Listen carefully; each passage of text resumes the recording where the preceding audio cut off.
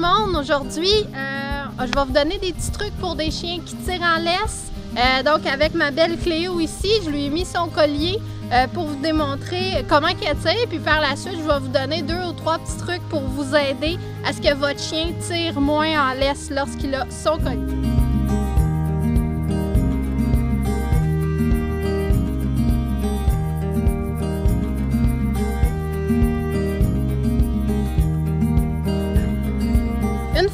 Première façon de positionner la laisse, ça va être avec une laisse de 6 pieds et plus. Si on a des petits chiens, il va falloir que la laisse soit plus longue que 6 pieds. Ce qu'on va venir faire, c'est qu'on laisse la laisse attachée au collier. Donc, on vient l'installer de façon à ce qu'elle appuie sur ses 2 épaules. Par la suite, nous avons 2 points de tenue. Une ici où est-ce que la laisse est pliée et puis notre anse. Et on vient prendre les 2. Et puis on avance.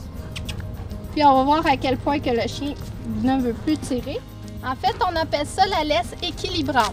C'est que ça le relâche la tension du collier au cou, ce qui peut être un petit peu plus stressant pour le chien, la tension du cou. Et ça vient à côté justement sur un nouveau point de pression pour équilibrer. Équilibrer le corps, équilibrer la pression. Et étant donné que c'est nouveau pour le chien, il va avoir moins tendance à tirer sur la laisse parce que c'est tout nouveau pour lui. Une autre façon de faire, c'est avec un harnais qui s'attache au poitrail. On va aller mettre le harnais.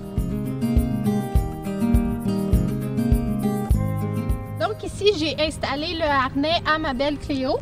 Vous allez remarquer, le harnais a une attache au dos. Je l'utilise surtout pour dans la voiture où on peut utiliser lorsqu'on veut que le chien fasse de la traction.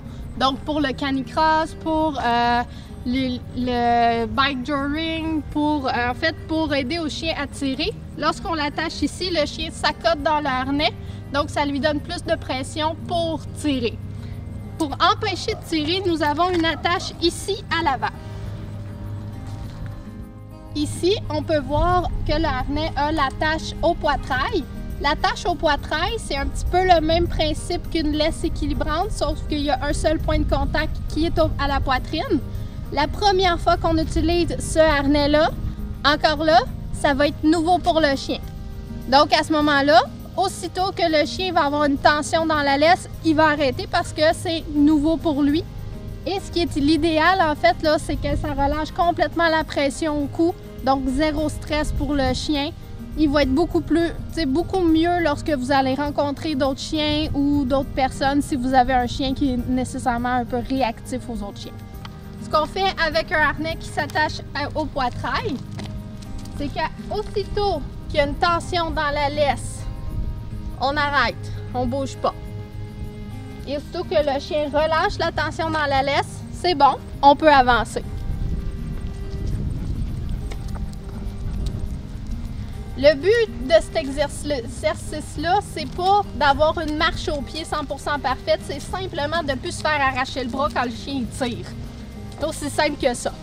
C'est pas grave si le chien va un petit peu en avant. L'important, c'est qu'il ne tire pas sur la laisse parce que c'est sûr que pour nous, c'est pas l'idéal. Donc, voici 2 petits trucs pour vous aider à avoir une meilleure marche en laisse avec votre toutou. Il y a plusieurs autres alternatives, mais c'est 2 très bonnes solutions et très faciles. Ne manquez pas notre prochaine capsule. Je vais vous montrer comment faire un target de main.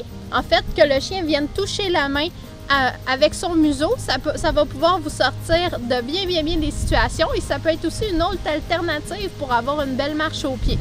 Sur ce, je vous souhaite une bonne fin de journée ensoleillée, j'espère comme aujourd'hui. Et puis, n'hésitez pas à venir vous abonner là, à ma page Facebook, ma chaîne YouTube et visiter mon site internet www.dubonheurplein-les-pattes.com.